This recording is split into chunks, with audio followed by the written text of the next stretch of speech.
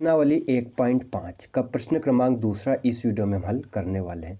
बहुत ही आसान सवाल है, हर बार एग्जाम में यहाँ से एक सवाल जरूर पूछा जाता है।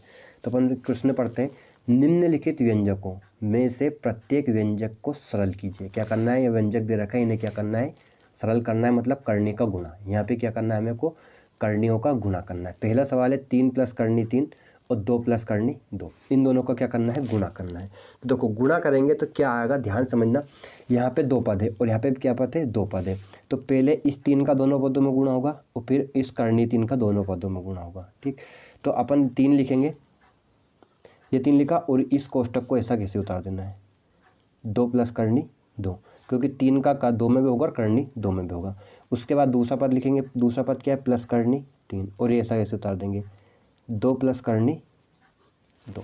समझ गए, 3 लिखा और ये ऐसा कैसे उतार दिया, फिर करनी 3 लिखा और ये ऐसा कैसे उतार दिया। अब अपन क्या कर देंगे, गुणा कर देंगे।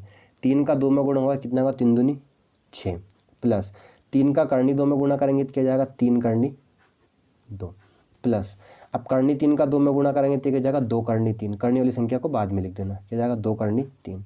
करनी का करनी में गुणा हो जाता है, तो करनी 3 का करनी 2 में गुणा करेंगे कितना, करनी 6।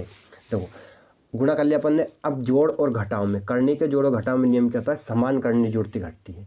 अगर समान करनी है तो ही जुड़ेगी और नहीं तो नहीं जुड़ेगा। तो करनी 2 है, यहाँ पे करनी 3 और यहाँ पे करनी 6, तो ये कुछ भी नहीं जुड़ेगा। तो ये अपना सवाल कंप्लीट, ये आंसर आ चुका। समझ गए, बहुत ही आसान सवाल था। अब लेते हैं दूसरा सवाल। देखो दूसरा सवाल भी ऐसे ही है ना। यहाँ पे आप इस सवाल को 2 तरीके से हल कर सकते हो। मैं आपको दोनों तरीके से हल करके बता दूंगा, सरसमीका के उपयोग से भी और इस प्रकार से अपन ने जो गुणा किया ना ऐसे भी। देखो 3 का 3 में भी होगा और करनी 3 में भी होगा, और इस करनी 3 का 3 में होगा और करनी 3 में होगा। पहले लिखेंगे अपन, ये लिखा अपन ने 3 और आगे का पद पूरा दोनों पद ऐसे कैसे उतारे, 3 - करनी 3। फिर क्या लेंगे, प्लस करनी 3 और ये ऐसा कैसे उतार दो, 3 - करनी 3। ठीक, क्या क्या अपन ने 3 लिखा और ये ऐसा कैसे उतार दिया, फिर प्लस करनी 3 लिखा और ये ऐसा कैसे उतार दिया। अब गुणा करेंगे, 3 का 3 में गुणा होगा तो क्या होगा, 3 × 9, माइनस 3 का करनी 3 में गुणा होगा, 3 करनी 3, 3 × 9 मत कर देना, करनी का और पूर्ण संख्या गुणा नहीं होता है। ठीक, प्लस अब यहाँ 3 का करनी 3 में करेंगे तो ये भी क्या जाएगा, 3 करनी 3, माइनस करनी 3 का करनी 3 में गुणा होगा तो करनी हट जाएगी। समान करनी का गुणा करते हैं तो करनी हट जाती है। करनी 3 का करनी 3 में गुणा करेंगे 3 आ जाएगा, करनी 2 का करनी 2 में करोगे तो 2 आ जाएगा, करनी 5 का करनी 5 में करोगे तो 5 आ जाएगा। ठीक है ना। अब देखो 3 करनी 3 और 3 करनी 3 समान करनी है, ये माइनस और ये प्लस, ये क्या होगा, दोनों कट गया। क्या बचा, इधर बचा 9 माइनस और इधर क्या बचा, 3 बचा। क्या बचा, 3। अब एक और तरीके से हल कर सकते हैं, ये घटा दो, कितना बचा, 6। एक और तरीके से हल कर सकते हैं, और दूसरा तरीका क्या है वो मैं आपको बताता हूँ। देखो क्या है, इसमें अपन सरसमी लगा सकते हैं a + b और a - b। क्या है, एक बार प्लस में एक बार माइनस में, यहाँ पे भी 3 है, यहाँ पे भी 3 है, यहाँ करनी 3 है और यहाँ पे भी करनी 3 है। तो इसमें अपन कौन सा सरसमी लगा सकते हैं, a + b a - b बराबर क्या होता है, a² - b²।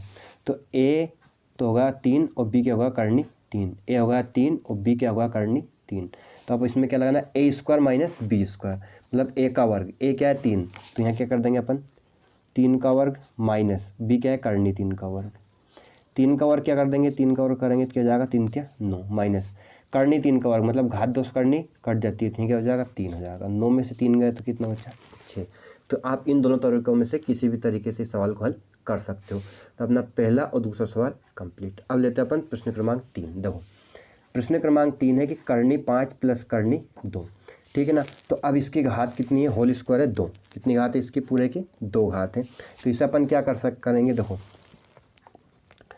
करनी 5 + करनी 2 और करनी 5 + करनी 2। जैसे कि क्या लिखा रहा है, 5 की घात 2, तो 5 की घात 2 को अपन क्या लिख सकते हैं, 5 × 5, जितनी भी घात होती है उतनी बार उसे गुणे में लिख सकते हैं। जैसे क्या लिखा रहा है, a की घात 2, तो उसे क्या लिख सकते हैं, a × तो ऐसे ही करनी 5 + करनी 2 की घात 2, तो इसे अपन गुणे में कितनी बार लिख लिया, 2 बार लिख लिया। अब इन दोनों का गुणा करना है। देखो गुणा करेंगे तो क्या आएगा, पहले करनी 5 का करनी 5 और करनी 2 में होगा, फिर करनी 2 का करनी 5 और करनी 2 में होगा। तो अपन क्या लिख लेंगे, करनी 5 लिखा और ये ऐसा कैसे उतार दिया, क्या जाएगा, करनी 5 + करनी 2, फिर प्लस करनी 2 लिखेंगे और ये ऐसा कैसे उतार दो, करनी 5 + करनी 2। अब गुणा करेंगे, करनी 5 का करनी 5 में गुणा होगा तो क्या जाएगा, समान करनी गुणा करेंगे तो करनी हट जाएगी, प्लस करनी 5 का करनी 2 में गुणा करेंगे तो करनी में गुणा हो जाता है, 5 दूनी 10 आ जाएगा, प्लस अब करनी 2 का दोनों पदों में गुणा करना है। करनी 2 का करनी 5 में क्या किया गया, करनी 5 दूनी 10 प्लस करनी 2 का करनी 2 में गुणा हुआ, करनी हट जाएगी, कितना जाएगा 2 आ जाएगा। अब इन्हें जोड़ लेंगे, देखो संख्या जुड़ जाएंगी, 25 और 2 कितना हो जाएगा 27 हो जाएगा प्लस करनी 10 का करनी 10 में जोड़ करेंगे, देखो जोड़ेंगे तो क्या जाएगा 2 करनी 10 हो जाएगा। 20 नहीं लिखना है, देखो जैसे कि x और x को अगर जोड़ते हैं तो क्या आता है 2x, तो ऐसे करनी 10 को करनी 10 में जोड़ेंगे तो क्या जाएगा 2 करनी 10 हो जाएगा। अब करनी 20 मत लिखना। तो ये अपना आंसर आ चुका है। तो उम्मीद है आपको ये सवाल भी समझ में आ गया होगा। अब इस सवाल को अपन कौन सी विधि से समीकरण सर्व समीकरण के उपयोग से भी हल कर सकते हैं। सर्व समीकरण के उपयोग से क्या लगेगा, इसमें a प्लस बी का होल स्क्वायर, क्या है a प्लस बी का होल स्क्वायर, कौन सी लगेगी a प्लस बी का होल स्क्वायर, क्या होता है a square plus B square plus 2ab square, मतलब घात दो क्या बोलते हैं स्क्वायर। तो a बराबर क्या है करनी 5 है और b बराबर क्या है करनी 2। तो आपको मैं दूसरे तरीके से भी हल करके बता देता हूँ, है ना। देखो a की घात 2, a क्या है करनी 5, तो करनी 5 की घात 2 प्लस b क्या है करनी 2 की घात 2 प्लस 2 गुणित a और b, a क्या है करनी 5 और b क्या है करनी 2।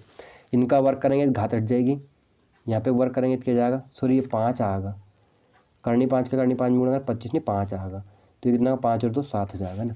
5 की हो जाएगा, ये करनी 2 की घात 2 कितना करेंगे 2 हो जाएगा प्लस इनका गुणा करेंगे 2, ऐसा कैसे करनी 5 का करनी 2 में गुणा हुआ तो करनी 10, तो ये कितना जाएगा 5 और 2 7 प्लस 2 करनी 10, और यहाँ पे क्या है 7 प्लस 2 करनी 10, और यहाँ पे क्या है 7 प्लस 2 करनी 10। तो आप किसी भी तरीके से इसे हल कर सकते हो। अब प्रश्न क्रमांक 4 और प्रश्न क्रमांक 2 बिल्कुल सेम टू सेम है। अपन इसे सर्व समीकरण के प्रयोग से कर सकते हैं और घातांक के नियम ऐसे नॉर्मल गुणा भी कर सकते हैं। देखो कैसे हल करेंगे, अपन इन दोनों का गुणा करेंगे। तो पहले लिखा अपन ने करनी 5 ये वाला पद, और ये ऐसा कैसे उतार दिया करनी 5 प्लस करनी 2, फिर लिखा अपन ने माइनस करनी 2 और ये ऐसा कैसे उतार दिया करनी 5 प्लस करनी 2। करनी 5 का करनी 5 में गुणा हुआ करनी हट गई, ठीक।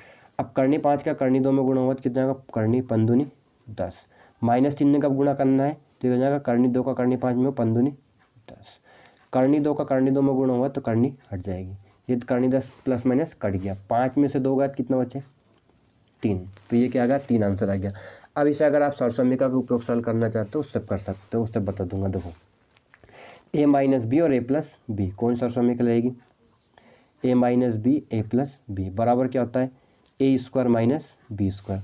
तो a बराबर तो है करनी 5 और b बराबर क्या करनी 2, यहाँ a बराबर करनी 5 और b बराबर करनी 2, a plus a minus B और a प्लस बी, a का वर्ग a क्या है करनी 5 का वर्ग माइनस b का वर्ग b क्या है करनी 2 का वर्ग। अब इसे हल करेंगे, देखो करनी 5 का वर्ग करनी से घात हट गई, घात 2 से करनी कट गई, यहाँ 2 बचा, तो ये कितना बचा 5 में 2 गए 3, और यहाँ पे क्या आएगा 3 आएगा। तो इस प्रकार से आप इन सवालों को आसानी से हल कर सकते हो। धन्यवाद, थैंक्स फॉर वॉचिंग।